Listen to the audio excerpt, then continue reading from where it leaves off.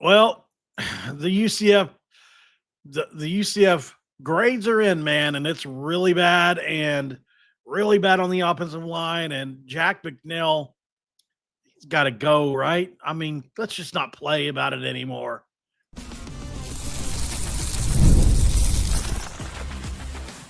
You are Locked On West Virginia, your daily podcast on the West Virginia Mountaineers, part of the Locked On Podcast Network, your team every day. And what is up, guys? Welcome back in. My name is Mountaineer Paul. I am your host. This is Locked On West Virginia, baby, where we're talking about the Mountaineers again on the football side of things. And look, we're just being straight up honest on this one, right? We're going to keep our feelings out of there, being totally honest and looking at raw data. This episode of Locked On West Virginia going to be brought to you by our friends at FanDuel. And right now with FanDuel, it's pretty simple. If you want to bet $5, you can. And if your bet wins, you get $300 in bonus bets used across the app. So download FanDuel today to get started. And thanks for making Locked On West Virginia your first listen, and for making the Locked On Podcast Network where you talk about your team, the Mountaineers, every single day. I'm not alone, of course. I've got the indomitable Maryland offensive coordinator, Jackson Johnson, with me. How you doing today, good buddy? Doing good, man. Thanks for jumping on and to discuss this very important topic. Obviously, you know, nobody wants to get on here and bash anybody. As you can say yourself, Jackson, we like to laugh, have a good time, be goofy. We like to make Wookiee noises. Like we're idiots, right? But at the end of the day, you know, sometimes really tough conversations need to be had, right? It's part of it. These guys are making a lot more money than we'll ever make, right? I make a few grand in a month, you know, and I'm like, I'm rich, you know, so I can't imagine what it's like to make the kind of money these dudes make. So anyway, I would expect to be held accountable if I was making that kind of money and the results weren't there. At the same time, you weigh it against the time that's been had and all that, and you just go. With this team here, Jackson, you've watched a lot of West Virginia football this year, right? Right. Have you seen a worse offensive line in Power 4 this year? Oh, God, it's been terrible this season. I mean, like the amount of sacks been allowed, a lot of tackles been allowed. Good grief! And I'm looking at the stats of Jack Bicknell. You looked up some Jack Bicknell stuff? Jack Bicknell Jr. stats. Like, good grief! I mean, his stats are terrible at the Dolphins. I mean, 2017 through 19, it just got worse for Matt Luke and the Ole Miss Rebels. I mean, that 2019 season, atrocious. Malzahn's last season in the COVID year, my God, it was terrible. 2021, I mean, you're losing the bowl game, of course. 2022, North Carolina has a winning season, but that's not much. 2023, Wisconsin, they have a winning record in Bickell's first year, but we see how that's turning out. I mean, that offensive line is just, I mean, looking at stats like that, looking at the records, it's just disastrous. So the records of all the teams that he have coached have not been very good, right? No, they've all been mediocre or downright awful. And obviously that's not all on him. But like I said earlier, and I've said it the last couple of days, I like the analogy. The offensive line isn't the engine that drives the car, it's the ignition. You can't even get out of the parking space without them. That's the facts. And Jack Bicknell has three winning records in his career that spans over several decades. But in college, specifically, and including the Dolphins, I think on there that you were talking about. Yeah, the Dolphins and the NFL is like, I mean, they're just like mediocre. I mean, the Dolphins are nowhere near where they were in the 70s, obviously. I mean, it's like as long as you got Stephen Ross as your owner, that's just going to be a total train wreck. Right. And then you hear Rich Rodriguez say things like this, and thanks to Jonathan Martin for posting this, cutting it out. The thing is, it's not like if people say, well, you know, it's change up on the O-line. Well, trust me, if we thought that the change up would be better, or we will do that, and we are trying to do that. The thing is, and he goes on to say, some of this is fixable this year, very little, and most of it's going to be fixable after this year. So you can read between the lines on that if you want to. But at the end of the day, this is an experiment that hasn't worked out. Sometimes you don't need, because like people will say, well, you got to give somebody a couple years. Not in every case. This is a situation where Rich Rod got hired late. A lot of the best offensive line coaches were already taken. I think we can all admit that Matt Moore would have been a much better choice to keep. True. I mean, he goes to Virginia Tech, and although they haven't been gangbusters there, I think that offensive line that we would have had, with whatever portal pieces we would have had, would be much better than what we've got this year. And unfortunately, that's just how the cookie crumbled for it. And also, I think that there was a part of Matt Moore that wanted to kind of screw you, West Virginia, and get over to Virginia Tech and try to build something there, which is why he took all our best recruits. He took all our best players. And there you go. And in some ways, I understand, but at the end of the day, I care about West Virginia, not Virginia Tech. So here we are in a situation with Bicknell. And I've been told today, I'll just put this totally out there. I don't even care. I've been told that Jack Bicknell probably won't be back next year. Ooh. So you can call that news or whatever you want to call it. But I've had somebody today within the program tell me that conversations haven't sounded good, about him coming back. So I would say this, probably prepare for a change there. Like I said, this hire was, you needed to get somebody in that Rich Rod knew. Well, they coached together in 2019 at Ole Miss and had a very successful offense there. But that's it, really. That's where I think that's where as far as they knew each other. Obviously, that had a lot to do with who their quarterback was and Matt Corral, right? So that played a huge part in it with his elite legs that year. I think he had 1,500 yards or whatever it was. Just thinking off the top of my head, so it could be more or less, but an amazing year. And, was it Matt Corral that I'm thinking of in 19, Jackson? That could be, yes. Because I know like his last year was 2021. Okay. So let's make sure I'm not saying the wrong one. Yeah, it's Matt Corral. Okay. Yeah. So he had that big year in 2019 and everything. So what I was told was he kind of disguised a lot of their deficiencies on the offensive line. So here you are in a situation with a guy that's only got 3 winning records over the course of his career in college as the offensive line coach. And like I said, I get it. Not all that can be attributed to him. But it's not like he's been coaching at traditionally just bad places. Like in a lot of these cases, these are schools that win quite a bit. Wisconsin, they've got an amazing offensive line history. They let him go after 1 season, right? Well, 2 seasons, apologies. And they got worse in the second season. 2022 North Carolina, I think we played them in the bowl game, didn't we? So, did their offensive line look great that year? No, we dominated that game up front. Obviously, if you look at the Ole Miss teams, they were 6-6, 5-7, and 4-8. Auburn 6-5, 6-7. Wisconsin was 7-6, 5-7. Miami was 6-10 and 8-8. That's 3 out of 10 seasons with true winning records. It's tough sledding. It's SEC. It's the Big Ten. It's the ACC. It's the NFL. Meat grinder for sure. But I think consistency has not been his thing. It's actually been elusive. So West Virginia is going to add to that list of bad performances. So I think Rich Rodriguez needs Jack Bicknell to probably step away after this year. Obviously, we all know that Rich Rodriguez assumed that he was going to be able to bring the GOAT with him and Rick Trickett. And when he decided to stay with his son, who is now at Jacksonville State, as we know, well, we had no choice. We had to go out and get somebody. Garen Justice was the choice I think a lot of us wanted. Didn't happen. He's at SMU getting paid a lot of money. What is his salary at SMU anyways? Let's see. Garen Justice SMU salary. So looks like it's right around. Holy cow. No way.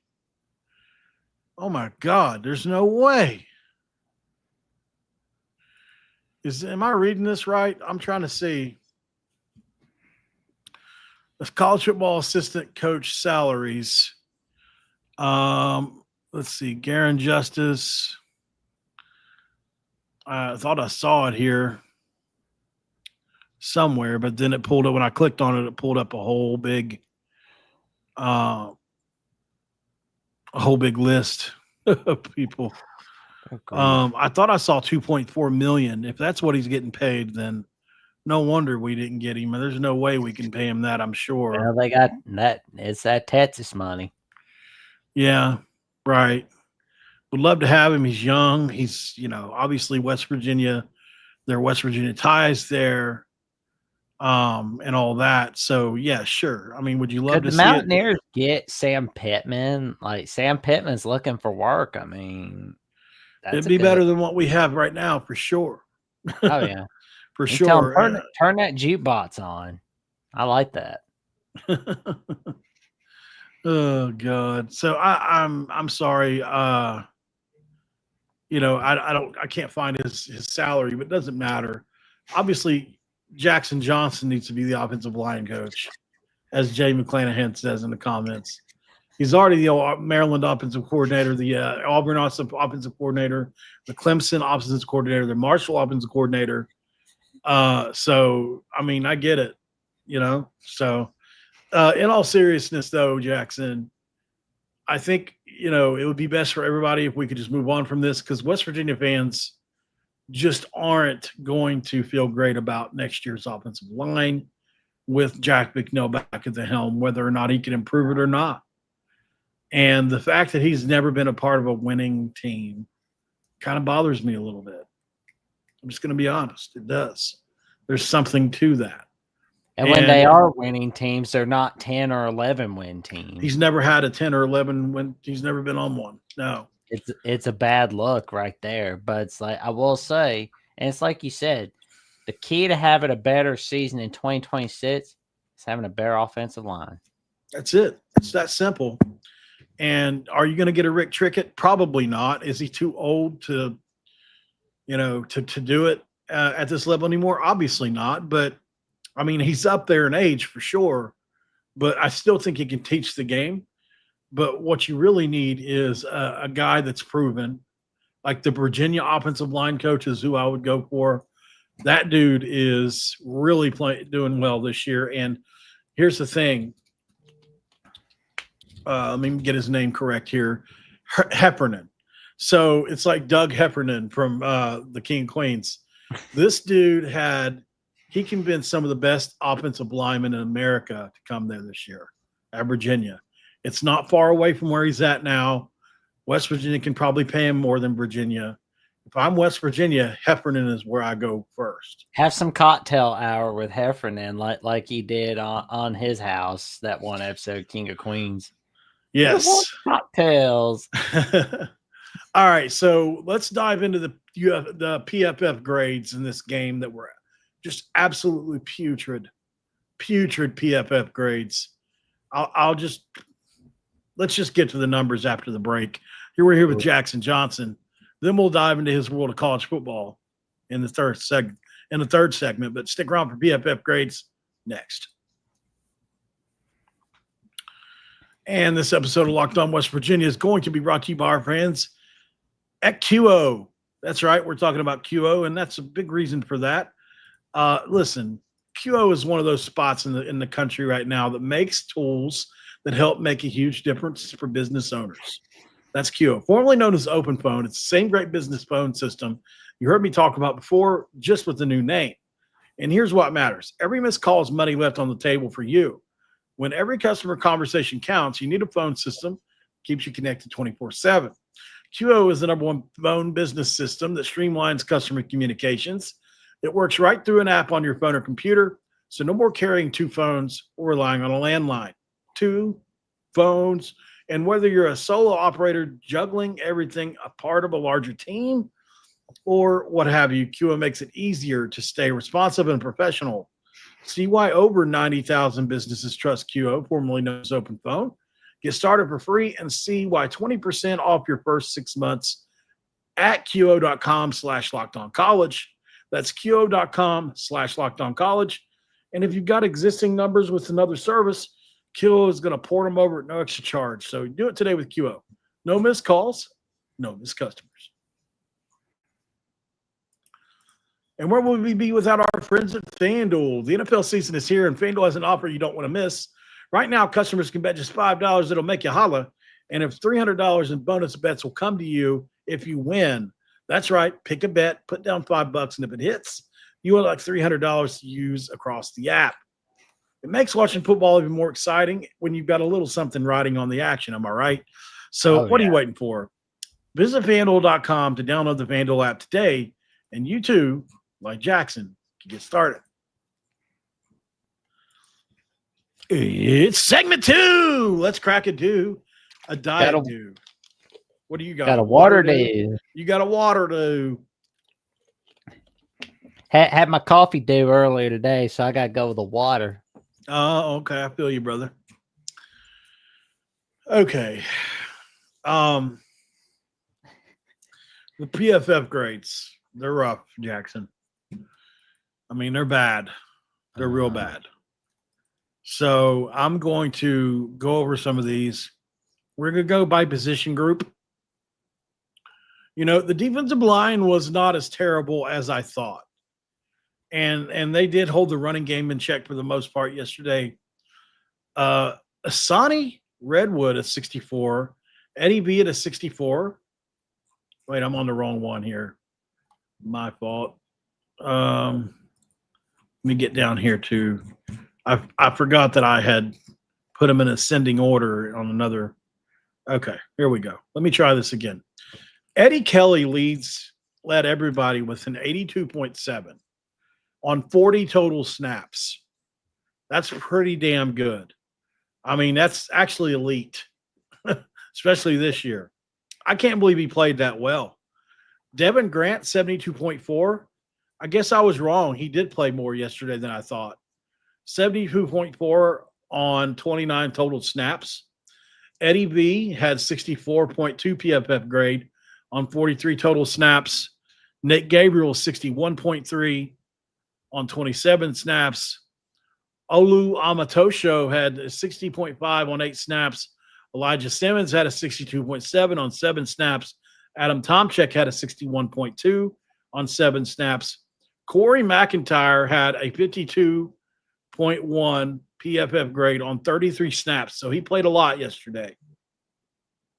Braden Siders, 53.1 on 27 snaps. That's one of your big offseason picks. And here's one thing.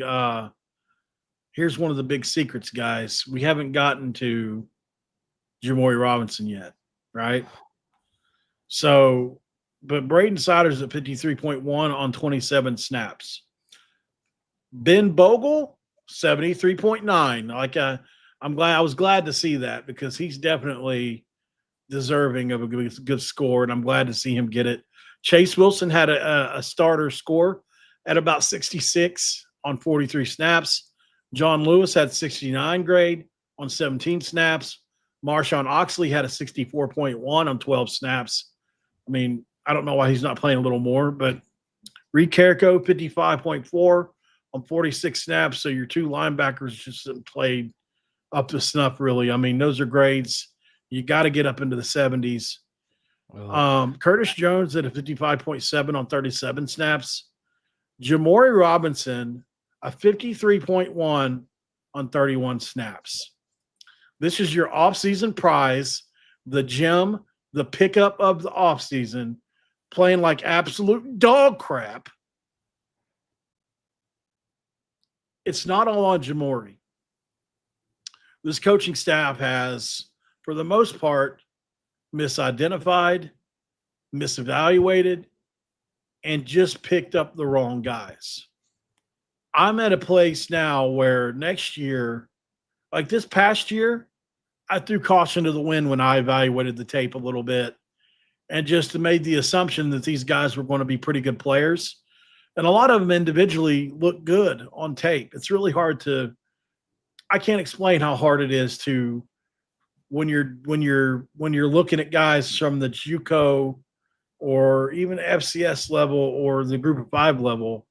It's really difficult to look and transfer them up and say whether or not they're going to work or not. I mean, without having the benefit of conversation with other coaches and things like they have, I honestly don't know how they do it, right? So, I was high on a lot of these guys, but at the same time, I don't have all the necessary resources to say for sure, right? A guy like Jamori Robinson was supposed to be can't miss. That's on every level. And to have a 53 grade is almost as bad as you can possibly get. And he played 31 snaps. That's a significant amount, Jackson. You can't have your $1 million guy be your worst player on defense. Bad investment, like if he's looking bad. So let's move on past Jamori. I feel like I've been hating on him the last couple of weeks, but Caden Beiser, 45.2. Ben Cutter, 42.3. These are supposed to be next year's players. Ouch. Here's a bright spot.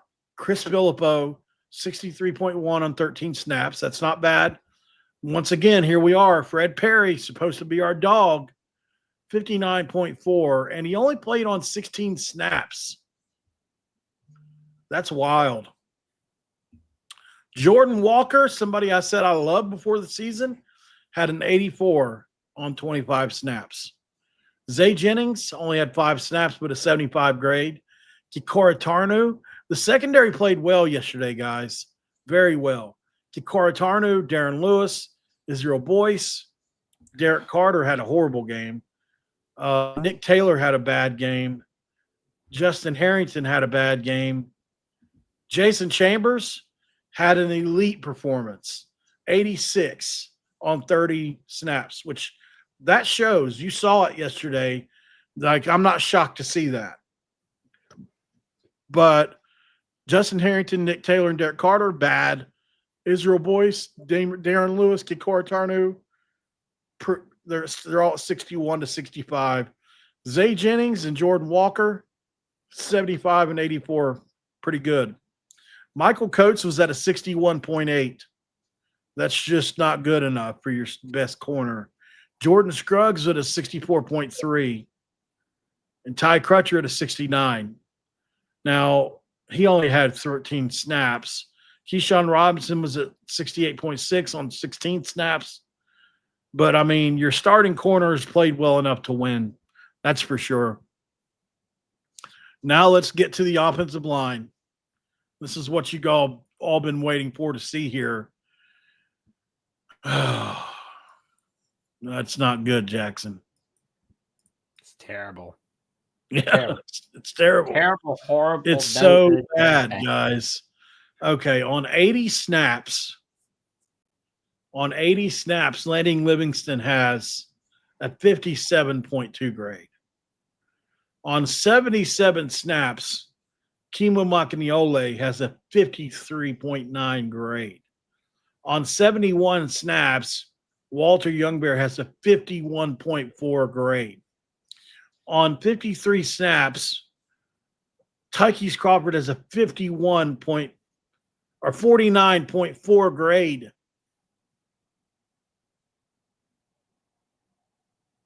On 80 snaps, Nick Cray has a 60.7, which is like considered second string level against starters. Once you get to 65, it's considered to be starter level. And then above that, it just gets better, right? Like, so I always consider 65 as the benchmark for average. Just think of it that way. In college, 65, 62, 65, somewhere in there is a benchmark for average. Once you get below there, it's bad, right? So, really bad. Or at least second string capable. And look at this. Malik Agbo, 27 snaps, a 65.6 grade. Donovan Haslam, 12 snaps, a 64.3 grade. I mean, I don't know. I don't do math very much, Jackson, but those seem like better scores from the second string guys. Oh, A lot of that goes into that probably. Like just like with the quarterbacks playing good in the fourth quarter, it can be fool's gold. But good Lord, have mercy, man. Like this is the group on the team that's held us totally back. Not one of these guys need to be back next year. Absent, I could see Nick Cray getting better. I could see Livingston getting better, probably. I imagine he would with another year in the strength and conditioning program. I'd at least keep him around to battle with somebody. Donovan Haslam and Agbo obviously have some potential, it seems. But outside of that, I'm blowing the rest of the room up. Like not counting Robbie Martin or any of those guys that haven't even played yet. But like he's a redshirt freshman. It's they're going to play next year probably. Tight end Jacob Barrick had a passable game, a good game, 69.3 on 21 snaps. Ryan Ward had 55.4 on 20 snaps. He's a freshman. Grayson Barnes, your big money tight end you brought in. Good God. 45.8 on 40 snaps. I mean, what are we doing here, guys? Your big tight end you brought in that's supposed to be one of your best offensive weapons. A 49. And one thing here, guys, I always like to say this and preface this, but when it comes to PFF, it doesn't tell the entire story, but it tells a big part of it, and it tells it well. Quarterbacks, Scotty Fox, 43.7, Khalil Wilkins, 42.3. But, I mean, what were they supposed to do? Sincere Bowers actually played well, 65.2. Dior Hubbard, 58.6. None of the receivers played very well, with Rodney Gallagher and Justin Smith-Brown being your best graded on 52 and 47 snaps apiece. Cam Vaughn actually had a really bad grade, 51.7 on 55 snaps. So even players are really good can have bad grades, right? yeah. I mean, that's just like it can happen. So like I like, so you can't look at this and say Cam Vaughn should be net back next year. Like you take it all in context. Cam was probably pressing. He's not getting the ball. Like there's a lot of reasons like why he would be frustrated right now. Jeff Weimer had a 50. He was wide open on the first play of the game for a touchdown. Should have been. If that ball just gets thrown correctly out in front of him, you think totally different about his day yesterday. And he was only in there for how many snaps? 25. Gerard Bowie, 49 grade, 29 snaps. So now we'll jump into Jackson's World of College Football after this, but West Virginia's secondary averages a 72. So that's good. You'll take that, right? Eddie Kelly was the bright spot on defense. Obviously, the offensive line collapsed in this game. 5 sacks. The average grade on the offensive line was a 55 Pro Football Focus on 80 snaps. Your average offensive line is 55 on 80 snaps. That's bad. We're paying these dudes millions. It's crazy, man. I'm sick of this. 7 years into this losing streak of just being bad, man. Like, is it ever going to get better? It'll get worse before it gets better. I try to be the positive guy on the show, usually. But, like, there's literally nobody you can point to on the offensive line and say, okay, there's a bright spot. Maybe we can have him for next year. Like, I'm stretching to say Cray, Livingston could be back next year. They're playing like second teamers this year. Congratulations. Those are grades you expect to see if your starter goes out and the backup's got to come in. Backup came in and still had a 65 or 62. You can get by with that for a game. But you can't when all 5 guys are at 55. What the hell? And that's the thing. The average is pulled way down because Tykees Crawford, your 4-star Arkansas transfer, had a 49.4 grade on 53 snaps, 27 pass, 26 run.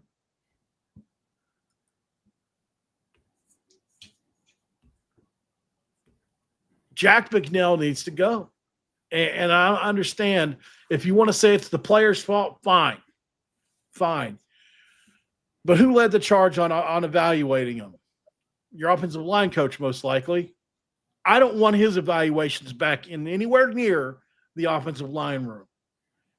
Even if Rich Rod has halfway in on that with him or whatever, I don't want Bicknell's evaluation in on it. Just my take on it. Let's go to break. We'll do Jackson's World College Football next before I have a conniption. And this episode of Locked On West Virginia is going to be brought to you by our friends over at Monarch Money. And listen, Jackson loves money. I love money. We all love money.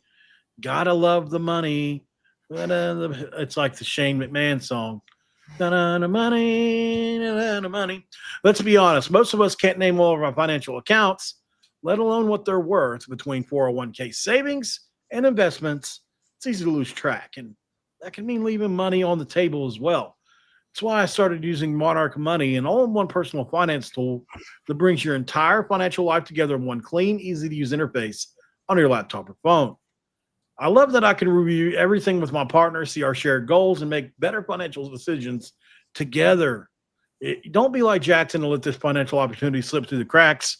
Use code LOCKEDONCollege at Monarch Money for 50% off your first year. That's monarch.com. Only 50% off? Nice. That's it. Yeah, monarch.com, code LOCKEDONCollege for half off your very first year. In segment 3, we dive into the wild, wonderful world of Jackson Johnson and his world of college football. Oh, man. It was a wild day in the world of college football. Did anybody stay up at 2 o'clock in the morning for Florida State Stanford? That was a wild finish. Dude, I was up. And you know I was up because I did another video. Oh, we don't there you go. Yeah. BYU fans are wild, guys. That video had almost 10,000 views by the time I went to bed last night. I was like, what the hell? Like, I fell asleep post-production in the video, getting ready to put it on, what was it, on my audio platform on podcast. I looked up, and the video had like 5,000 or 6,000 views, and it had only been up for, it said 1 minute ago. What happened there? Oh, I turned the camera off for a sec. Oh.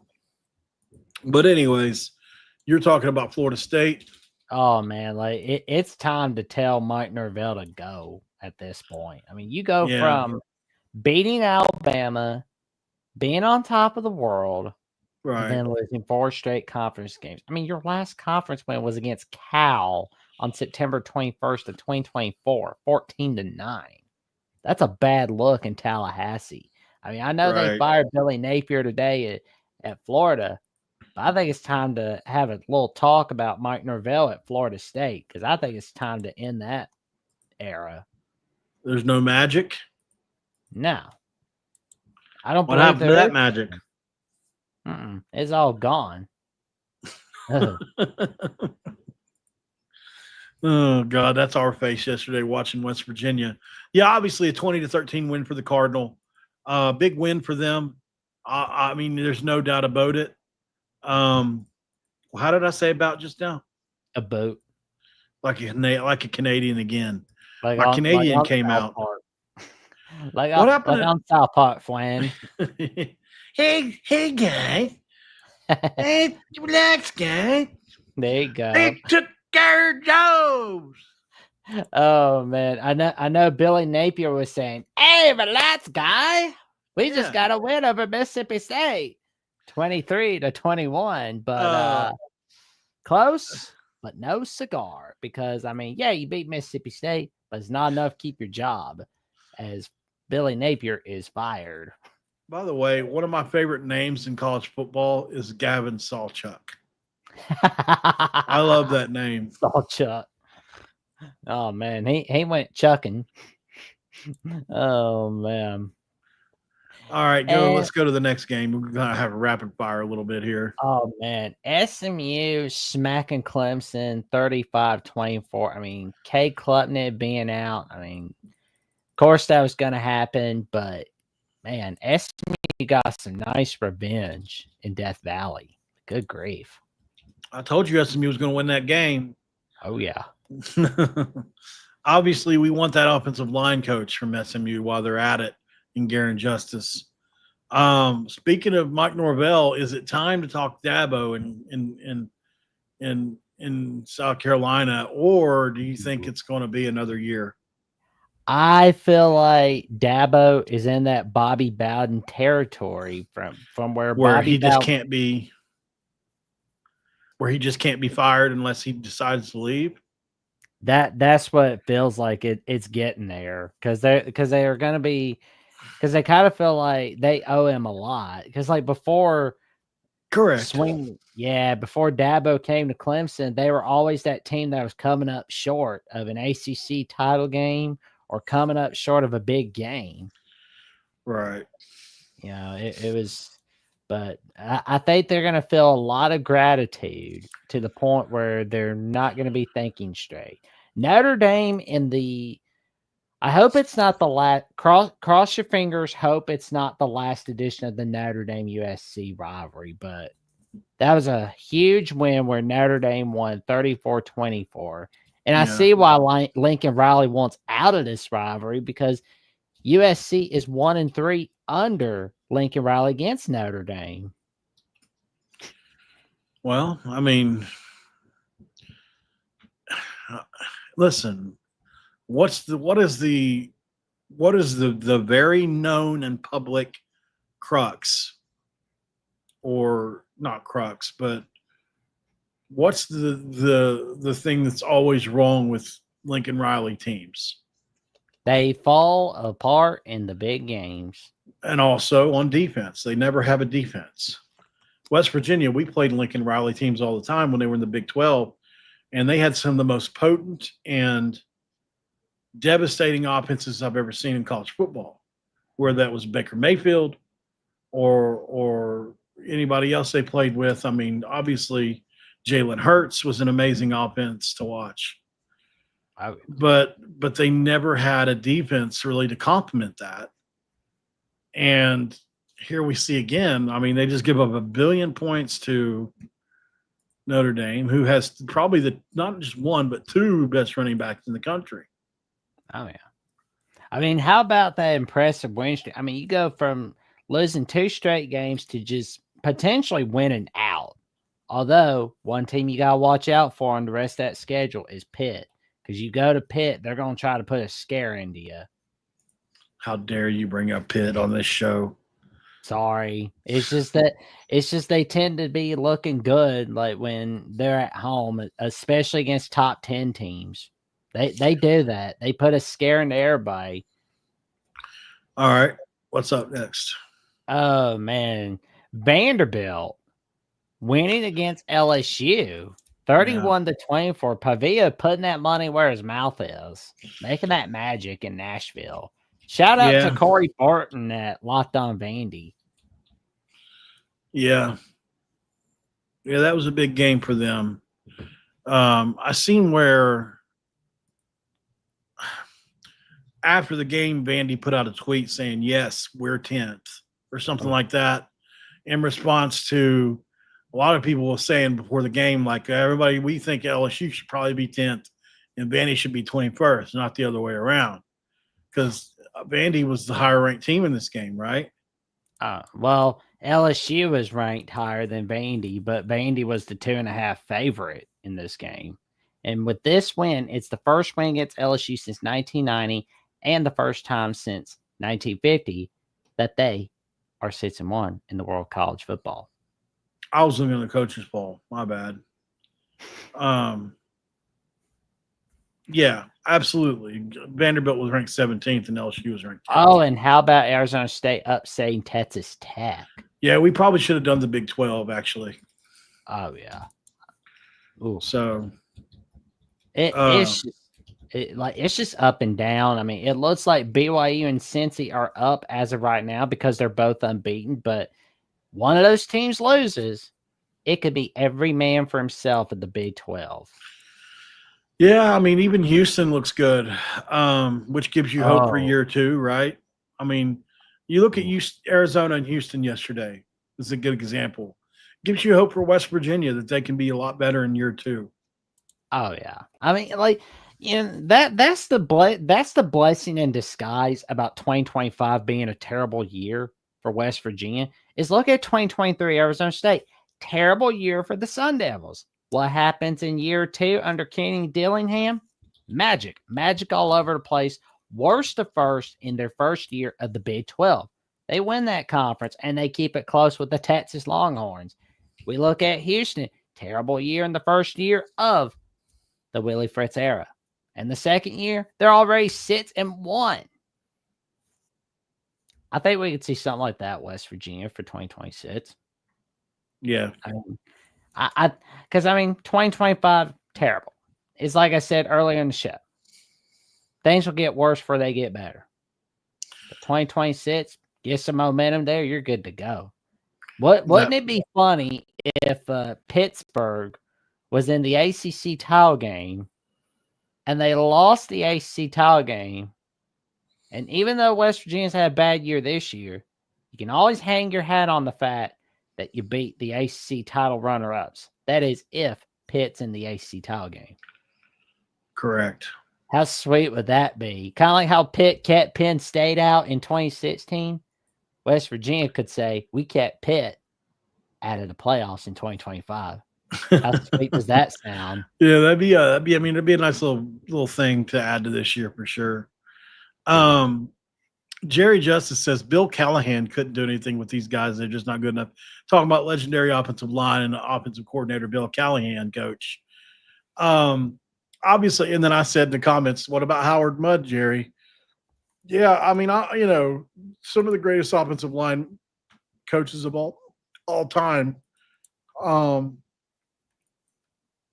couldn't help this team on offense right now because, like I said earlier in the show, and I say it every show right now, offensive line is not the engine of your offense. It's literally the ignition, and you can't start the car without them. Or maybe they're the key, right? Because you can't even start the car without the offensive line and go anywhere. It's like trying to drive on pavement or gravel or in mud with no wheels on your tires. You're just driving on your rims.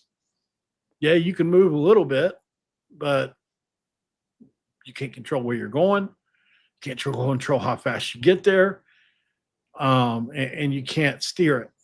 If you get an offensive line, you can control tempo, you can dictate pace, you can dictate play calling. It's just so much you can do with an offensive line. The offensive line literally controls so many different factors in a game, right? It controls, for the most part, obviously this can be on a singular player every now and again, like the quarterback holds the ball too long or something like that, but let's factor those out for a second. Offensive lines, they factor into time of possession. How long do you have the ball? Can you hold the clock? Can you run the clock? Or how short do you have the ball? How quick do you score? They control negative plays, right? Like how often are you getting tackled in the backfield? What are you looking like on the down and distance? Are you ahead of schedule? It opens up the playbook because if you have a good offensive line, you're obviously ahead of schedule. Like there's so many different things in an offensive line. It's the most important position group in all sports, and I don't think it's very close. Obviously, you can win in spite of every other position group except the offensive line. Somebody tell me differently. Like you can have a really bad quarterback, but I mean, obviously, if he's a quarterback, he can throw it a little bit, right? And you can design an offense around that guy to win with if you have a good offensive line because you're going to be able to run the ball. There's just going to be wide open throws if you can run the ball. If you've got bad wide receivers, well, you can design an offense that just runs the ball, right? And uses tight ends. If you've got bad running backs, you can throw the ball and just put receivers and do sweeps and jets and all that because you got a good offensive line, And just similarly, on the other side of this is if you've got an elite running back and if you've got elite wide receivers and if you've got a very good quarterback, if you don't have an offensive line, they may as well be horrible. But if you don't have a defensive line, well, you can do things on defense to make up for that. If you've got a bad secondary, well, you can blitz like hell to try to protect your secondary, right? If you've got bad linebackers, well, that's great. You can do different things. You can bring guys up in the box to help. If you've got bad defensive line, that's fine. You can just put speed on the field and go without it and just try to create havoc that way. Like there's different ways you can go about it. If you've got a bad offensive line, you can't even start the car. So I don't know how many other times in different ways you can say this, but we're not going anywhere this year because I've seen all I need to see unless there are guys that are truly better on the bench that we just haven't seen play yet because they don't believe in them and they're just misevaluating them. Like that's literally where we're at. Like there might be somebody on the bench, a couple guys that are better than what we have, but they won't play them because they're too young and just don't know any better. Something like that, right? Like Agbo and those guys had better grades yesterday, but Rich Rod thinks they're too little. But maybe they're hard-edged, unlike the other guys. I could go on and on and on about it. I mean, it's to the point to where Dakota Collins had a little something for. I didn't see the super chat. Hey, Dakota, just hire Jackson Johnson as the O-line coach. Standing ovation. As a matter of fact, me and Jackson have something to say to you really quick.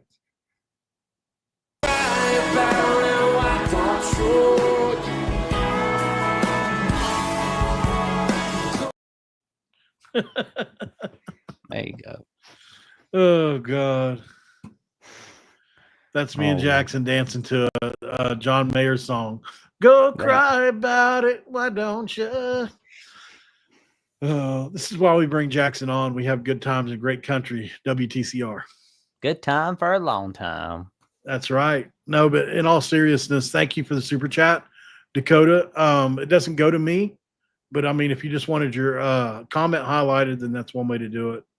Unfortunately, it goes to Locked On, I guess. They won't set it aside, but they pay me well enough where I don't really have to. I mean, I'm not rich, but I'm certainly not worried about, super chats like I was. I mean, it's just the fact of the matter. So. All right, Jackson, we're pretty far over, man. Guys, make sure you go follow Jackson over on his channels. He's Jacksonian. He's at the voice of college football, Alabama, where he rolls Tide all day, every day. That's what he does. He calls into Paul Feinbaum. Oh, hair reveal. He calls into Feinbaum and talks with them. And obviously here, where we go over Jackson's world of college football every single week. To finish off the Big 12 scores really quick, TCU beat Baylor 42-36 in what was a barn burner of a game that got delayed. Houston over Arizona, which we talked about. Arizona State over Texas Tech, which we talked about. UCF beats West Virginia, as we know. We're the only team in the league. Oklahoma State got blown out again yesterday. Cincinnati destroyed Oklahoma 49-17. And then there was the Holy War, BYU and Utah, which was just an excellent game yesterday. There was a lot to love about it, man. So thank you guys for joining in as we dive out. Jackson, thank you so much for joining, my dude. It's always great having you. Always awesome coming on here. Good, buddy. All right, guys. For Jackson, for me, and for Mike Norvell, We are out of here. And until the next one, thank you so much for joining. Roll damn Tide for Jackson. And if you're a Mountaineer fan, don't forget to cue them country roads. See you tomorrow. Oh!